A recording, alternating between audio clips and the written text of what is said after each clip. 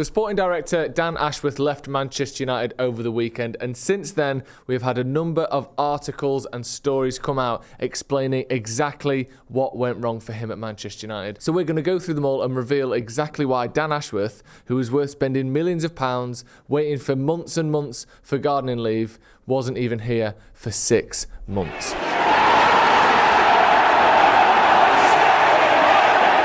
So what exactly went wrong for Dan Ashworth at Manchester United? Well, there seems to be a myriad of things that went wrong. And initially, the first thing seems to be he was the odd man out. He didn't seem to fit in with the ideas of the other new executives at Manchester United. And there's a few different things at play here. One is his relationship with Jim Ratcliffe. The other is his relationship with the other directors and new people at Manchester United. And the other one, the third thing, is the fact that he didn't seem to be doing the job that Jim Ratcliffe thought he was going to be doing. We're going to be getting through all of these as the video goes along. But before we get into that, let's have a little look at some of the timeline here. What exactly happened to Dan Ashworth at Manchester United? So February 2024, Dan Ashworth informs Newcastle United that he wants to join Manchester United and become our sporting director. Then in April 2024, there were multiple reports that Dan Ashworth was going to be taking Newcastle to some sort of arbitration in order to facilitate his move to Manchester United. Then on July the 1st, 2024, Ashworth's deal was completed. He became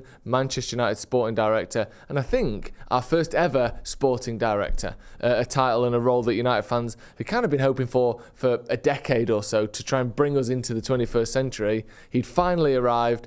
Jim Ratcliffe himself described him as a 10 out of 10 operator, and within 6 months he's been sacked. Let's have a look at what happened on the day he was sacked. So he, in the morning, went to go and watch United's under-21s at Carrington.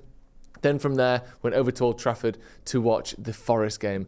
Now, it's weird to me that he gets sacked immediately following a match, like he's the manager. It seems to me an odd place and time to sack a sporting director. If you're not happy with the job he's doing, maybe you give him till the end of his current contract, maybe you bring him into Carrington on Monday and you have him leave like you see with football managers. And yet we waited till after the game. It was almost like the result of the game played into the fact that he was being sacked. That's a bit I don't quite understand, and I haven't seen any explanation for that yet. Why he was sacked following a defeat, like he's the manager of Manchester United. Surely if he's not gelling with people, then that sort of holds, regardless of whether Amrim's having a shaky start to his tenure or not.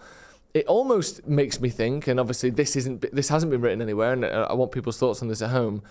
Was there some straw that broke the camel's back that day? Was there an argument? Was there something that happened behind the scenes at that Forest game where Jim Ratcliffe decided, this is it, this is the final straw? Because otherwise, why do you bring him in, let him work a day of work, go to the game in the afternoon, go to the men's game in the evening, bring his family to the game, and then sack him at the end of the day? I've never seen that before. Managers get sacked first thing in the morning. There's a meeting being held at wherever, 9 a.m, 10 a.m, 11 a.m, and that you see the pictures of them leaving swiftly after. Someone being sacked at the end of a day is an odd one to me. That's something that I think we still need answers for. So that is what happened on the day. There were then reports that came out afterwards that they'd seen Dan Ashworth kind of be led through the media room on his way out. At the time, it seemed, standard, just normal procedure. Then, of course, it was revealed that was him being taken and escorted out of Carrington by security. I'm sure that wasn't because he was kicking up a fuss. You just want someone out there making sure that he's left and everything's gone to plan. But it's an odd one for me. The day of situation, we still need clarity on it. But what we do know more about is the build-up and where the relationship broke down between Dan Ashworth and the rest of Manchester United's core group, including, and I think quite crucially, Jim Ratcliffe. Now, this all goes back to the summer and the hunt, or lack of hunt, for a new Manchester United manager. Dan Ashworth comes in at the point where Manchester United are confirming and agreeing that Erik ten Hag will stay on as Manchester United manager. The reports are that Dan Ashworth wanted to keep Erik ten Hag, which I believe pissed off and annoyed the likes of Jim Ratcliffe, who thought that maybe United should have made that deal or got rid of Erik ten Hag earlier and quicker than they did. There's also more detail on this that suggests that not only did Dan Ashworth fancy keeping Erik ten Hag, his list of potential replacements was underwhelming to the rest of the core group. And I think it's worth mentioning as well that Barada and Wilcox worked together at Man City. So the likelihood that those two align on values is a lot higher. You then obviously got the Ineos lot who run and own the club in the likes of Ratcliffe and Brailsford and Jean-Claude Blanc as well. And again, they've come to Manchester United together from their previous work at Ineos. So they are likely to align on values. And already you can start to see how Dan Ashworth could be the odd one out here. Now that's just from a personnel and relationships perspective, but where it really started to break down was Dan Ashworth's idea for who would replace Erik ten Hag. He wanted Premier League proven managers, and it was believed as well that Jim Ratcliffe wasn't happy with the fact that Dan Ashworth, instead of saying, this is the guy that's going to make Manchester United great again, this is the guy who we have to go and get, he presented more of a sequence of ideas and bullet points as to who could be the next Manchester United manager. It looks like he wanted Premier League proven. It seems like English may well be high up on that list as well, whether that's to help with the language barrier or just a preference that he had. It also seems that he was looking at people like Thomas Frank, Marco Silva and Eddie Howe, and potentially even Graham Potter as an interim boss. There was also, of course, those rumours and reports that someone at Manchester United was very, very keen on Gareth Southgate. Now, as time goes on, it's looking more and more apparent that that person was Dan Ashworth. And I think this is what underwhelmed Ineos and Jim Ratcliffe in particular. They wanted someone that was willing to look further afield, look at the options available, and come up with the right person for Manchester United. And another thing that hurt Dan Ashworth was his willingness and want to use the data-based approach to find the new manager, which I think Ratcliffe saw as a kind of let someone else decide. In Jim Ratcliffe's eyes, Dan Ashworth was brought in to instill a way that Manchester United approach football and decisions, to have that expertise and that knowledge that would go from manager to manager without skipping a beat and continually grow as a club. He'd already failed in getting rid of Ten Hag in the summer, which it seems as though a lot of people at Ineos and Manchester United wanted to do. Then when it came to being tasked with getting a new manager in, he was a little bit unsure on who he wanted and didn't quite have that wide scope of vision to go around Europe and get the best person available. He then wasn't particularly involved in the signing of Ruben Amorim. And I think, for me, looking at it from the outside, I can imagine that being the point where Ratcliffe kind of went, that might be the point of no return here. Because not only have we not agreed with the way you're doing your job, you're also now not doing the job. Because you should be bringing the new manager in, going to speak to them, chatting to them about the project. Maybe that can be in combination with CEO Omar Barada, but it seems as though he was left out of that Barada went to Portugal to negotiate the deal for Ruben Amorim, and that when the announcement was made about the new manager, there was no Dan Ashworth quote on there, in the same way there had been for pretty much all of the signings in the summer. At that point, I think there's a separation from what Dan Ashworth is being paid for and what the reality of Manchester United is, which, whether it's his fault or not, he's being cut out of the big major decisions that he's getting paid so much money to make. If he's not making them, then maybe Ineos looked at that and go, why are we paying this guy when Omar Barada is doing his job for him? Maybe, and I personally think that is where the big rift arose. So we mentioned there about transfers, and that is obviously another huge part of Dan Ashworth's role. He is the sporting director. He oversees United's transfer policy, even does a little bit of scouting and making sure that the players are the right fit for Manchester United. And immediately now, all of these reports come out, and it's weird how this all happens, isn't it? After the fact, all this info that we didn't know before and now we've known for a very long time, supposedly, all this information comes out about the summer signings. The likes of De Ligt and Mazraoui, you could argue potentially United's two most successful summer signings, they were Ten Hag's options rather than Dan Ashworth's options. Then you look at Joshua Zirkzee, which is being now described as a club signing rather than an Ashworth signing. I mean, he is part of the club, so I don't know who made that signing if it wasn't him, but that's how things are now being reported, that he wasn't as involved in those signings. So that leaves only Ugarte and Lenny Yoro as Dan Ashworth signings, if you even want to call them that. I mean, to me, they look like two good signings so far. But again, it's less whether his judgment is correct and more whether United trust his judgment and even use his judgment. It seems like from very early on, we were almost sort of circumnavigating Dan Ashworth. And I wonder if it felt like there'd just been too many times where this is what he should be doing, or this is what we wanted him for originally. And as it turns out, and as this sort of group of men deliberate over what Manchester United is going to be over the next few years, less and less, United seem to be looking to Dan Ashworth for his opinions. Now, further in this report in The Athletic, there are suggestions that Dan Ashworth may have even expressed to other people that if he'd have known Amanda Staveley was leaving Newcastle, he may never have left the club. Basically, he could have had her job, and maybe he wishes that he did.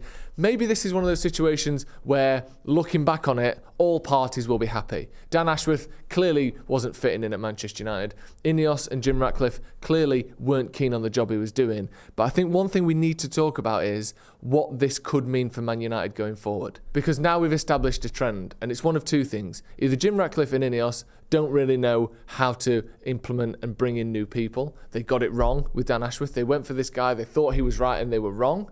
Or they're very hard to work with. And even the right person coming in is going to be struggling and will be sacked and removed very, very quickly if they don't get things right. And football can sometimes take time. That's, for me, the big worry here. One is, yes, it's embarrassing that you've got the wrong guy in Dan Ashworth, assuming that Ineos have got this and played this perfectly post-hiring him. Because you can't say that they either got the hiring right and they got the sacking right. One of them has to have been a mistake. And I think it's likely that the hiring of him initially was the mistake. And that's not that we should have seen it coming or that we should have known, but clearly, almost immediately from the summer, there were reports that this wasn't working out properly. And you have to look at Ineos and you have to question their judgment on that. Did they bring in too many people at once? Was this overhaul always going to have some casualties? And, you look at the number of people that have come into Man United, and these are just the public-facing people that we know about. You look at the likes of Ratcliffe and Barada and Jean-Claude Blanc. You look at the likes of, obviously, Dave Brailsford. And then you look at the people underneath them in Dan Ashworth, Jason Wilcox. You look at the manager. You look at Vivell, who's also come in a different capacity as well. You push in a dozen or so people that have come in and out, and if you take away the on-field people and the managers, you're still looking at 7 or 8. What were the odds that all 8 of those people were going to immediately gel perfectly together and take Manchester United back to the top? Maybe we should expect some teething issues. But I think once you start to pair this with some of the things that leave a bitter taste in the mouth for fans, whether that be cutting staff members, whether that be cutting the role and the financial package that Sir Alex Ferguson, United's probably second greatest ever legend behind maybe Matt Busby, you start cutting the amount of money that he gets and his role at the club. Then you start cutting, travel to matches, and you start cutting Christmas parties for the staff members. Then you start cutting hiking up ticket prices. And then you sack your own appointment that cost, a couple of £1 million. Weirdly, the same amount of money that we've just made by putting those tickets up to £66 between now and the end of the season. Maybe they're already covering their back for a deal that they knew was going to happen. You can see why people are starting to get frustrated. And then you add on the fact that what is Man United? Oh yeah, let's not forget we are a football club. And where are we? The worst we've ever been after 15 matches in the Premier League. United are in the worst position we have ever been in this time in a Premier League season. You can see why people are starting to get annoyed. And we maybe have to accept that there's going to be some problems and some teething issues. And when people say things have to get worse before they get better, maybe we have to accept what the reality of that is. That it costs more to go, that there's, we're slightly more cutthroat when it comes to staff members, that managers are going to be cycling a little bit quicker now. But at some point, you tip the balance from this is all acceptable as long as we win to what's left of Manchester United. And I don't think we're there yet. I do believe that if we stick to what we're doing now and United start winning games, a lot of this will be forgotten. Not all of it, because if you can't go and afford to watch Manchester United, it doesn't matter whether we're winning or not. That is a problem. But I think a lot of the decisions that have been made so far can all be brushed under the carpet as long as the winning starts in the next 12 to 18 months. And after that, you've got to start asking real questions. And we can ask questions leading up to that as well. Because so far, the obvious things that we are seeing on and off the field, at best, look scattergun and slightly amateurish. And at worst, look a little bit sinister to me. So we have to keep an eye on what is going on at Manchester United. Again, thank you to Laura Whitwell, to James Ducker, to many of the other journalists that have written about this topic and a lot of the work, obviously, that we've quoted and sourced today as well. The links to all of those will be in the description, so go and check them out. of course. We also spoke to Laurie last week about United's transfer targets and how Dan Ashworth would be a part of that. Obviously now he isn't a part of that, so that's going to be a big thing for United going forward. Who do you want in that role going forward? Will it just be sort of absorbed by Barada and Wilcox and different people at Manchester United, or does the likes of Andrea Barta at Atletico Madrid, or even Ralph Rangnick coming back, does that excite you?